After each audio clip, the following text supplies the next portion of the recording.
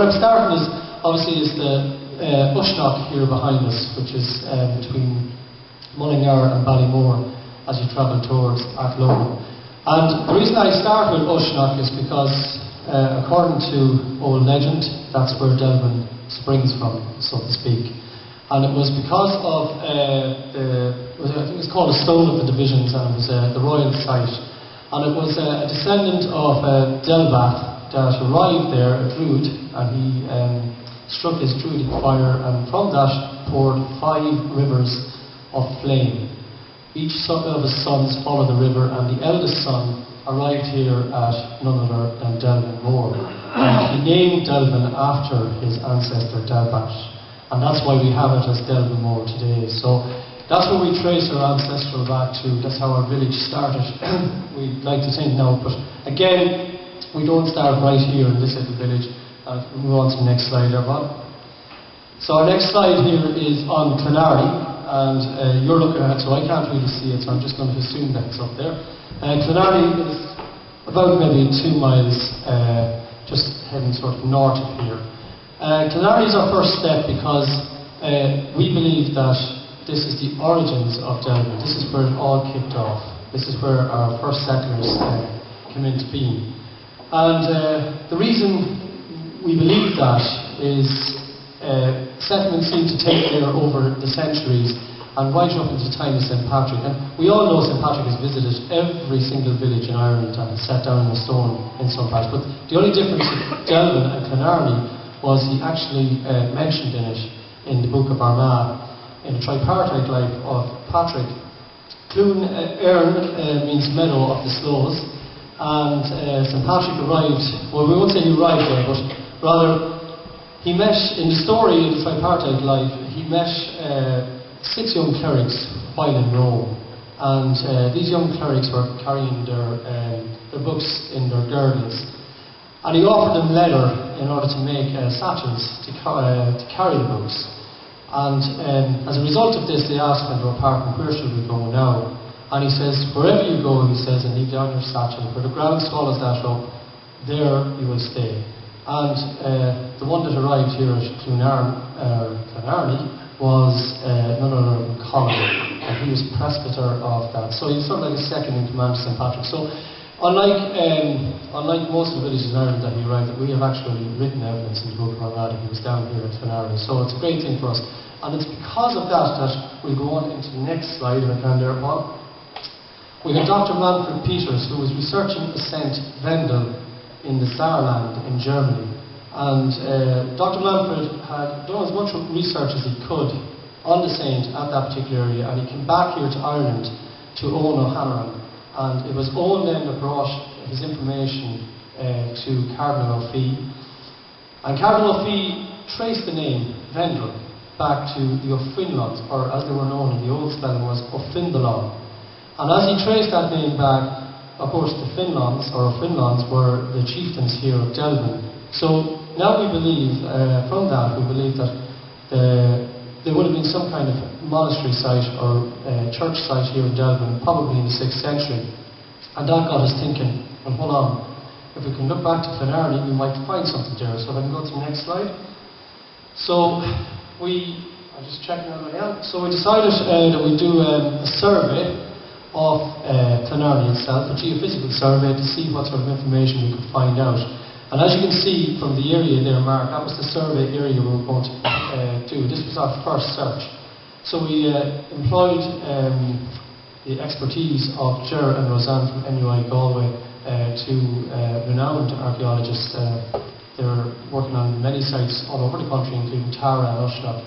So they came up and they started the survey, and over a weekend here they managed to cover that whole area. And if we can go to the next slide, this was their findings. Sorry, go back one there, Paul. Go back another one. Go back just one more there. We missed one, didn't we? Okay. No, go back up there. Go back up there to Roseanne there. Okay, well what we found was, if you can see in that area, we found an actual ditch bank that was sort of concentric to what the original stone wall that's there now. And we thought from that, and they actually felt as well, that this could be the makings of a 6th century monastery or church site. However, the remaining area that you see that wasn't surveyed in the map, we decided to survey that this year, and unfortunately that ground had been, over the last couple of centuries, had a lot of activity in it, agricultural activity in that, and because of that we didn't actually locate the rest of that bank. We got some of it, but not the rest of it. So we're kind of, I won't say it's over, but we're have to go a new route or maybe pay a little bit more money for more extensive search in the area. But at the moment we were kind of at a standstill at that. But that's just to show you where we stand. So we're still trying to prove that Fendel arrived from Delvin, or left Delvin and headed to Rome, and probably on his way back stopped off in Ireland, and there remained to be the saint, their patron saint. He was big into looking after sheep, and of course animal husbandry was I suppose a big thing in Ireland, so he would have had all the skills when he went over there, and he would have looked miraculous, to say the least. Right, so I keep moving on. We're going through time here, and we come to the next slide, Paul. Delvin Souterrain. Right, this is located on the Ballyhealy Road, which is probably just out to my right or to your left as you're looking at it. Just slightly down outside the village. This Souterrain was uncovered in 1999 when they were developing these new council houses. Guy with a digger just dug down and suddenly realised it hit upon something, and thank God he didn't continue digging. He stopped and called in relevant experts to come and have a look at it. Unfortunately, money was tight around 1999. The boom hadn't hit Delvin, or definitely hadn't hit the archaeologists, so we couldn't do a really detailed survey of it. But we did find the Souterrain, and it was consisted of 2 levels, and that's important because any Souterrains that had twin levels or 2 levels were probably used as a defensive, more for a defensive purpose than anything else. There was evidence that it had been used. There was animal bone and there was charcoal along a very dry, dusty passage, and then it terminated into a beehive type structure that had a corbelled roof, so you could actually stand up in it. So if you were brave enough to get down and underground, you could actually, and still today you can still get down into it. It's covered by a manhole. If you go on to the next slide there, we'll have that just a picture of it. So that's what it kind of looked like inside. Now, what's important about the Souterrain, of course, is that they originate, according to Kathleen, or Anne Hamlin and Kathleen Hughes, they originate as secular settlements near early Christian sites.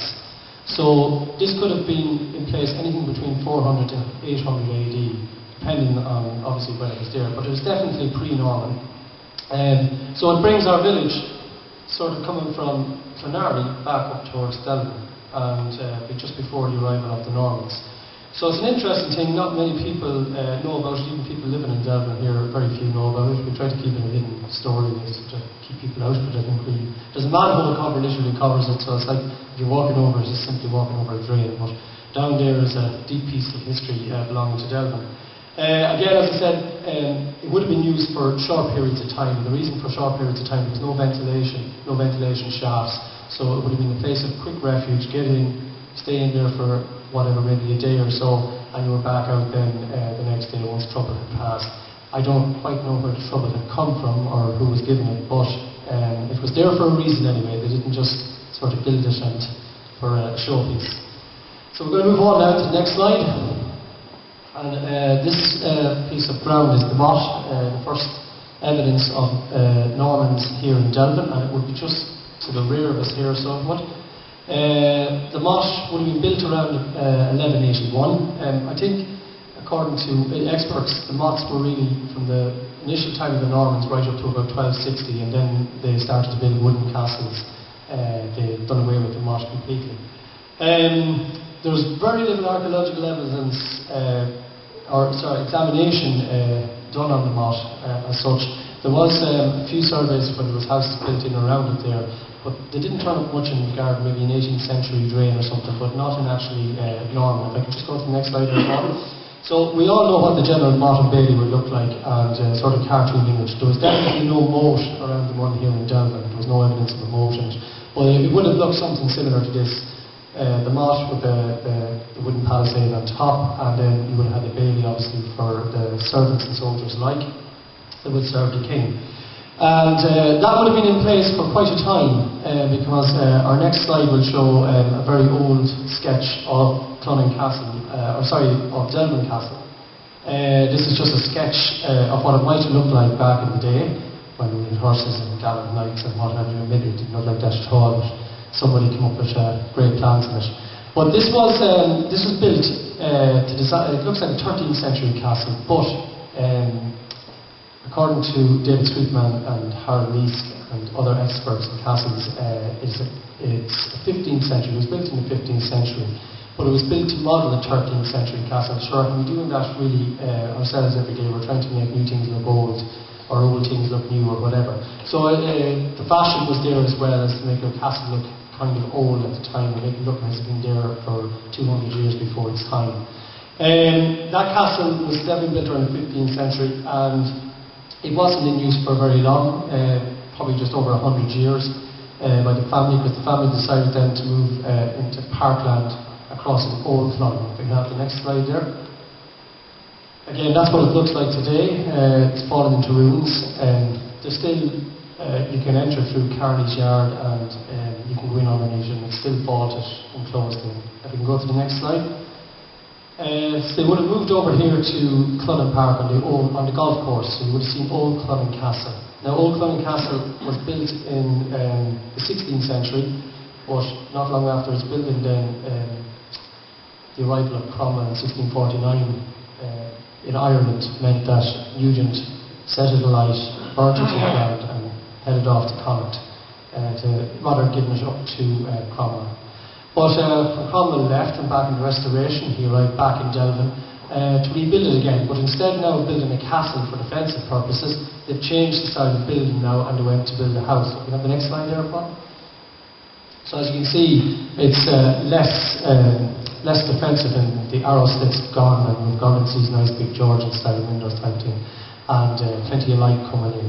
And it looked in great shape, but unfortunately, in the 19th century, around 1812, it was actually in terrible bad repair. And the reason we know that is there was a good excerpt in Valerie Pakenham's book, The Big House of Ireland, which tells the story of Lord Salisbury's daughter. She was married to George Nugent. He was the Earl of Westmeath, and apparently he was an unsavoury sort of character, that she was married when she was pregnant for him, and after having the baby, he refused to hire any servants or nursemaids. I think the words he used was he was not going to give 25 guineas to any bitch of a nurse, as he would call her.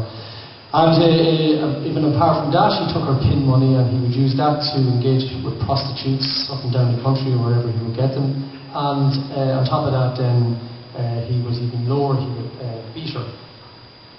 So she claimed that he brought her to a castle in Delvin. It was an old, broken down castle, and there was moss growing on the inside and it had on the outside, and it was damp and awful conditions. She eventually got a divorce from him, and sort of a happy ending there for her, I suppose, maybe not for him. Despite the condition anyway, they continued to live in it right up into the 1870s, when they started to build a new castle. They can get the next photo there. I didn't take that photograph, by the way.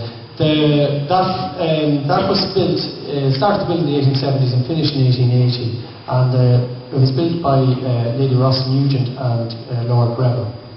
Now, when they moved in, tragedy struck in 1883 when Lady Rossa died in France, and it was a double tragedy really, because when she was returned here to Delvin, and her remains were to be interred in the mausoleum there in Ford, on the evening of the funeral, Lord Greville himself died that night at home in the castle. Now, of course, there's loads of speculation, because Delvin wouldn't be Delvin if they didn't have a bit of speculation and rumour, and sure as God, there was blame of murder and awful scenes happened in the castle. Thank God I did look into it though, and no such things, but that should never ruin a good story. So apparently the sons murdered him and threw him downstairs and headed off to London. The castle at that stage remained vacant for some time, and I think the next time there was at various points alright, it was used for different things. But just one of the things I thought was very good, after World War II in 1948, it was used to house Jewish orphans who had survived Bergen-Belsen in during World War II under the Nazis.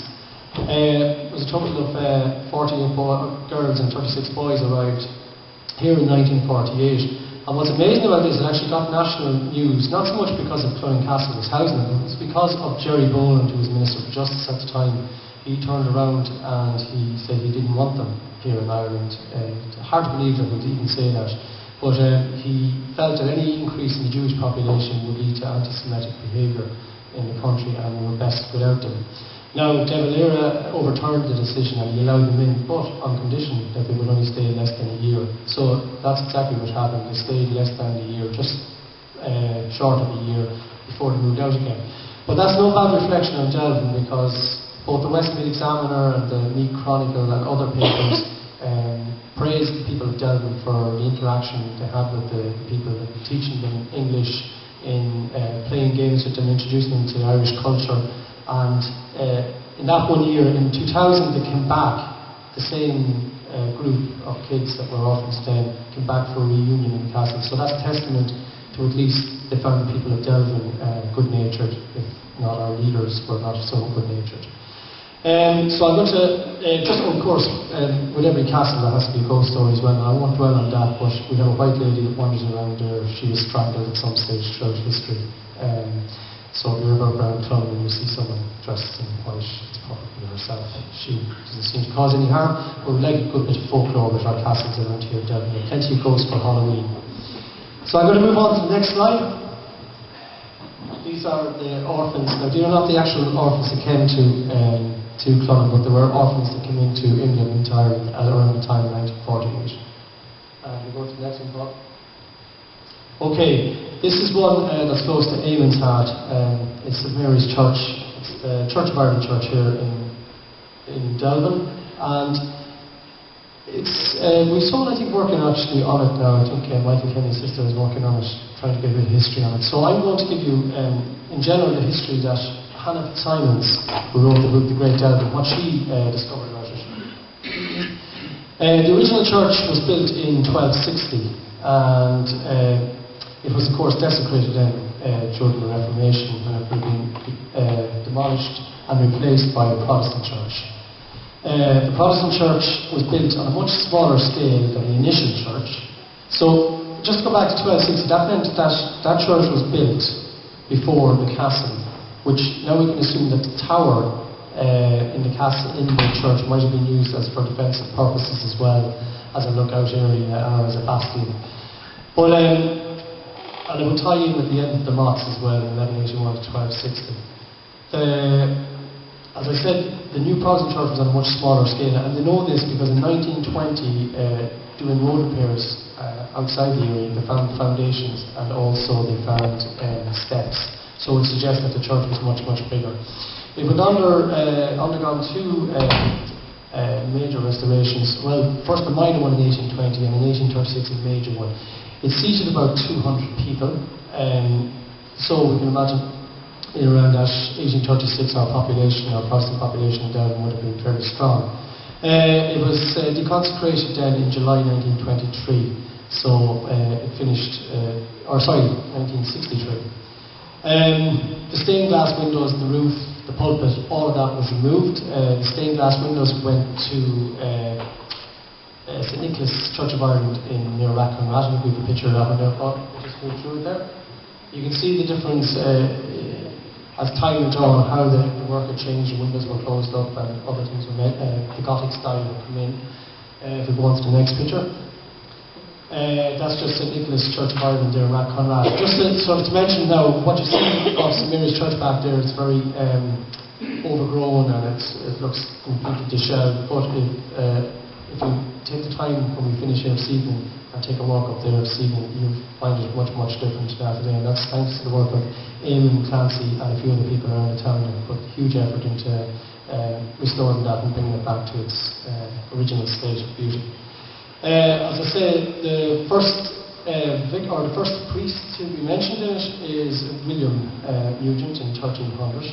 And in 1487 we had an Oliver Nugent, and then in 1587 another one of William Nugent. Another William Nugent is mentioned in it. The last was Reverend Cadwell in 1923, I think he resigned. So it's a busy the place up there at the moment. There's plenty of activity going on. There's a few people here tonight that are actually involved in cleaning up it. So I'm going to move on now to the next castle. This is Marquestown Castle, and a small bit off the beaten track. If we go out past Billistown and on up towards Marquestown, we'll find this. And I included it because it's off the beaten track and not many people would see it. If you pass through Delvin, you don't see this castle. It's a tower house and it dates from either the 15th or 16th century, more likely the 15th century, because the same stone that was used to build Delvin Castle was used to build this castle. However, it is probably late 15th century because it has other features in it that would be synonymous with a 16th century castle. There's a winding stair leading to the topmost and it's still there today, and according to Harry, these were the typical castles of the Irish and the Anglo-Irish gentry. Again, it appears to be built for defensive purposes purely because of the arrow slit windows. It certainly wasn't built to let in loads of light. So obviously someone had still some inferior complex there at that stage, and we're still building castles for defensive purposes. The bowler can be seen just to the outside of it. It would be lovely to say that that was a bowler that was brought there for some initiation rites and that, but unfortunately, you know, it's a natural feature. Tried to actually Owen O'Hanlon wanted to do a bit of investigating on that, but it turns out it's only a natural feature. Nice to have it outside your own. The interesting thing about the castle is about 7 metres from the ground, and I'm hoping at this stage a round circle has appeared on it. Yes. And in that round circle there, I couldn't get close to it, simply because there's a bull in the field and I wasn't risking my life to get a picture of the lady's face. But there's a lady's face carved into the wall. So what I'll explain to you is, while straight away you think, oh, this is something, you know, it must be something magical or definitely to ward off some evil spirits or anything like that. Apparently not, it's purely for decorative purposes. However, over time it has become a bit weather beaten and begins to look grotesque, a bit like a shield in a gig might look. Interestingly enough, Marquestown Castle is the only castle these sort of faces appear. In Carntown in Louth, we also, I think the next slide will show the face on that one. So this is on Carntown Tower House in Louth. This would, the face, there's another one as well, which shows 2 faces on it. And as I say, unlike the shield in the gate that you might see at Garry Castle in County Offaly, I think that'll show on the next slide. You can just see the shield in the gate there, insert picture there on Garry Castle. So obviously in Cheltenham as well, there's a tower house there as well, and again you'll see the shield in the gate there. So they were obviously used to again ward off some kind of evil spirits that were around at the time. Right, so I'm moving along. We're coming up now past the 17th and 18th, and we're moving into some cruel times in Ireland and to our next building, which is the Workhouse, which again is back down where we would have found the Souterrain. It's not too far from there. The Workhouse was one of the last 3 workhouses built in Ireland, and up to that Westmeath had 2 workhouses, one in Athlone and one in Mullingar, and all our paupers and victims of the famine would have went to Oldcastle and Kells. So it was deemed that necessary to build a 3rd workhouse in Westmeath, and Delvin was chosen for the site for this workhouse. It was built to, well, I suppose this was after the famine as such, after the main years, but people were still suffering obviously for long after the famine, although it wouldn't be recorded in great detail. George Wilkinson, he was recruited as the architect who had built most of the workhouses in Ireland, but he built these to brand new designs and were to be, I suppose, state-of-the-art. He's responsible for building other buildings such as the Harcourt Railway Station in Dublin. I think it was a nightclub or something like that. It probably still is a nightclub. It's something else now, it's not a station obviously. It was designed pretty much like the other 3 at the time, the one at Mount Bellew and Burst Kane. The idea was it would hold 400 inmates and would have an overcapacity spill for an extra 100 in times of crisis. Thank God, from 1853 onwards, we didn't have much more in the line of crisis, so it never had to reach full capacity. The cost was £5,200 to build it, and then a further £800 was spent on interior fitting. So just over £6,000 built the building. You wouldn't get much for that today. It was built on this new design, and I suppose you can just see the way it's done there. To the rear there was a T-shaped lock and a central chapel that ran up towards it. The only thing that, just like every architect, and when they start building things and it's all the brand new design, they left out the infirmary, so there was no place for fever victims. So anyone suffering from fever couldn't come in, because obviously that would have spread through it like wildfire. And of course, there's a story of the Leonard family that, like that very story, arrived at the door with fever and had to be sent packing on the way to Castle, which was a fairly arduous journey when you were sick, let alone when you weren't sick. So it comprised of a woman's ward, a men's ward, a woman's ward, a children's ward, and an Egypt's ward. An awful word to be using back then, but that was the general description. The graveyard opened in around the same time. It's just to the rear, you can see that. And the graveyard would have obviously been used to bury people from the workhouse.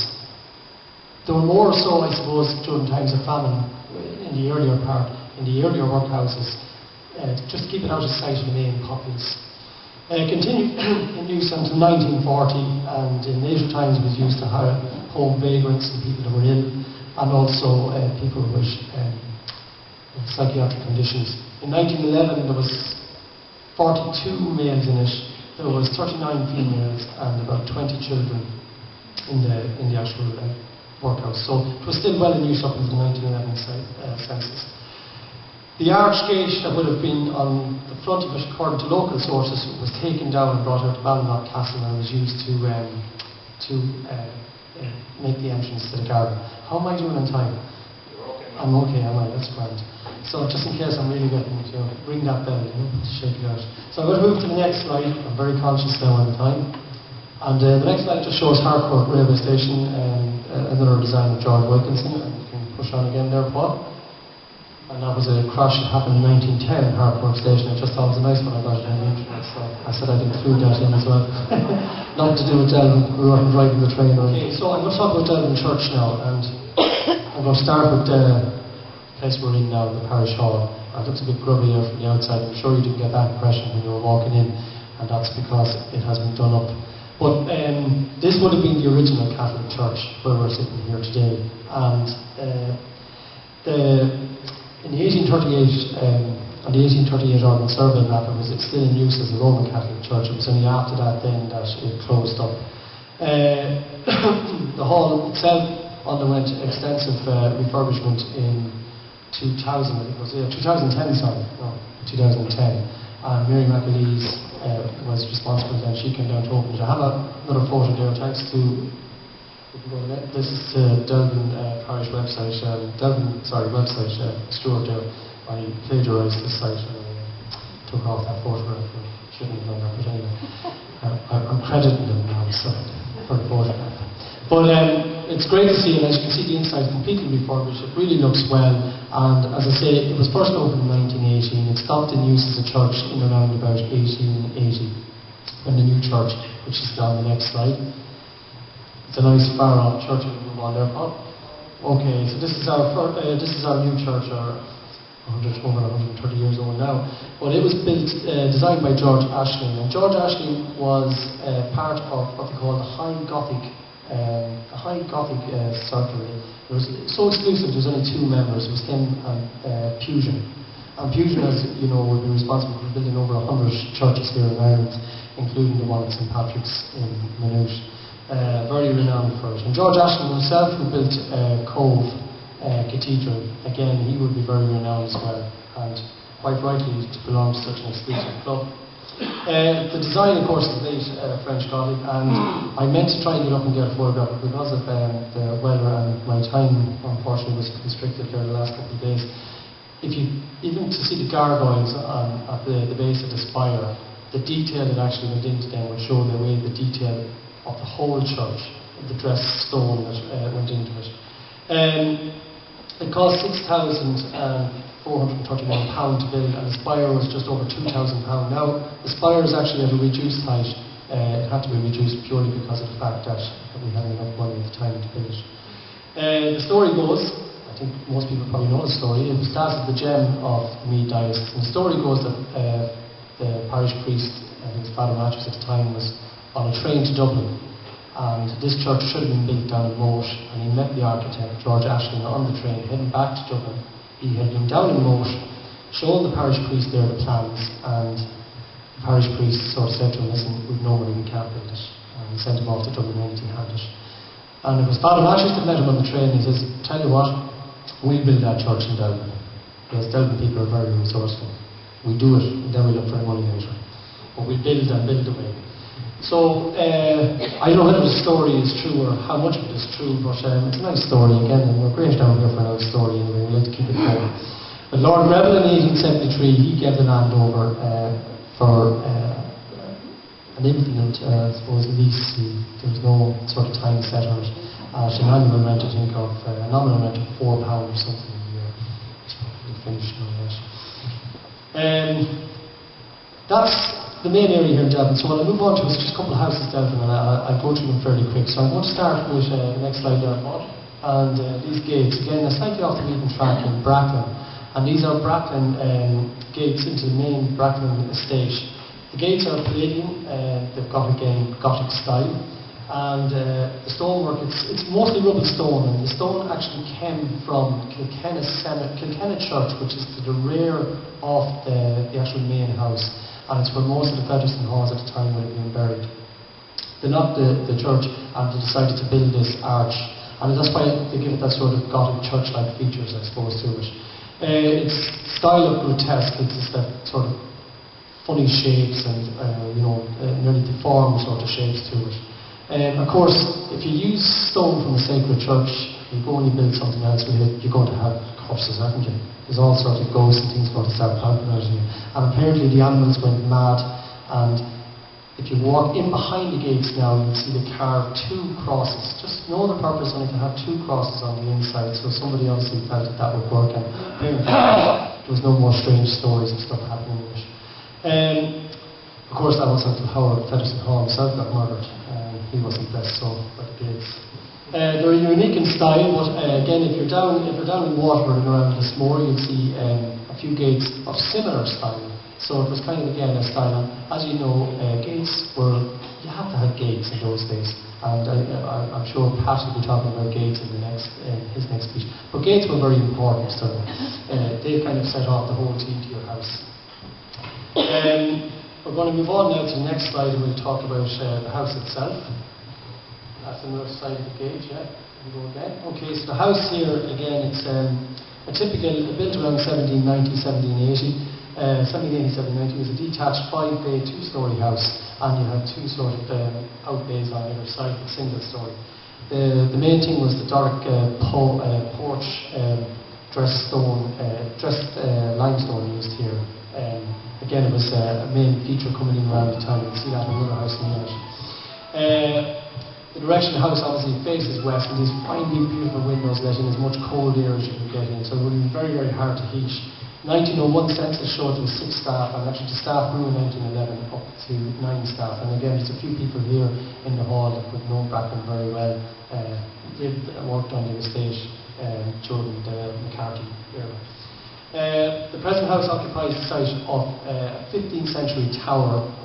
Again, the tower was knocked down. It was handed over to, it was sold to the Featherston Halls by the Packenhams, and the same Packenhams that would be at Clonarney Castle now, in Castle Forward.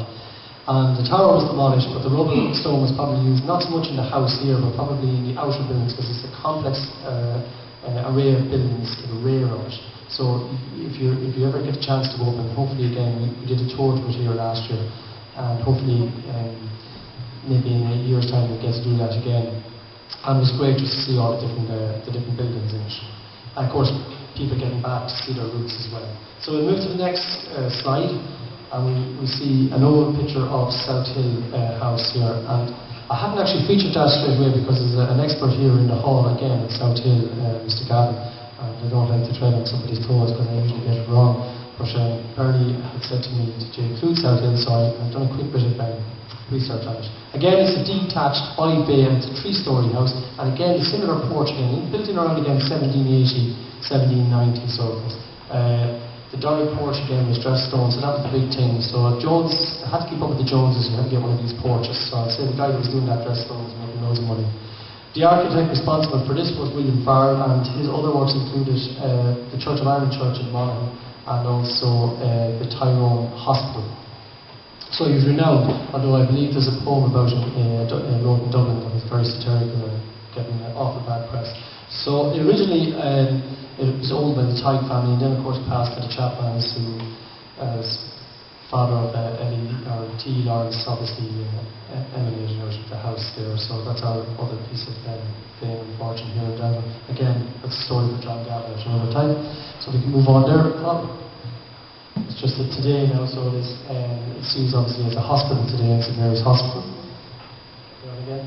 And again, that's the church in Monaghan that William Farrell would have been credited with as architect. Okay, move ahead again. Okay, I'm nearly there. You don't have to listen to me much longer. I'm at Ballinlough now, which is just out the road again. Some people in Meath try to claim that, but it's firmly statued in Westmeath. I'd like to say that again. Great castle belonging to the Nugents, so or the O'Reillys. It's an original Georgian house, and again, the Gothic wing was added on in 1780. At that stage, we were mad into Gothic. We were getting as much Gothic as we could. Everybody was at it, keeping up with the Joneses. The original building was 2-storey, and it was changed again in 1614, and that break front that you can see in the centre would have been added on. In the centre of the break front is the family crest of the O'Reillys, with motto inscribed Fortune or Prudentia, Fortune and Prudence. Again, nice the red ring and the insert up there, you can see that. Just quickly tell the family very shortly is the Nugents were formerly obviously the O'Reillys, and owners of the castle since the first stones were laid in medieval times, and Hugh O'Reilly changed the name to Nugent in 1812. Reasons unknown. People have lots of assumptions, but Sir John did say to me that it wasn't because of money.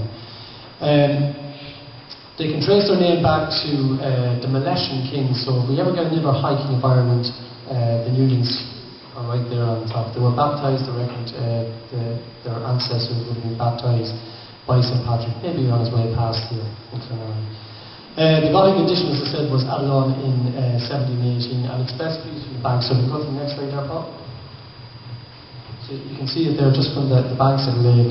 If you're walking around the garden, it's great just to stop and take a look at this, because these are the tallest Georgian windows in Ireland. So the most fantastic thing to look at, and especially from the inside to look out at, it's absolutely fantastic. The amount of light that comes through, it's incredible. They look out across the water into the woods. And if I go on to the next slide there now. Okay, the next two. There's 2 rooms in the house in that Gothic wing, and Mark Bence Jones describes these next 2 rooms as the dining room and the blue drawing room are the 2 most beautiful 18th century rooms in Ireland. He says there's no rooms like it anywhere else, and I believe you can actually rent these out for a wedding or so. I'm not too sure of the ins and outs of that. Sure, just in that, the next one, you can just go to the next one there, Paul.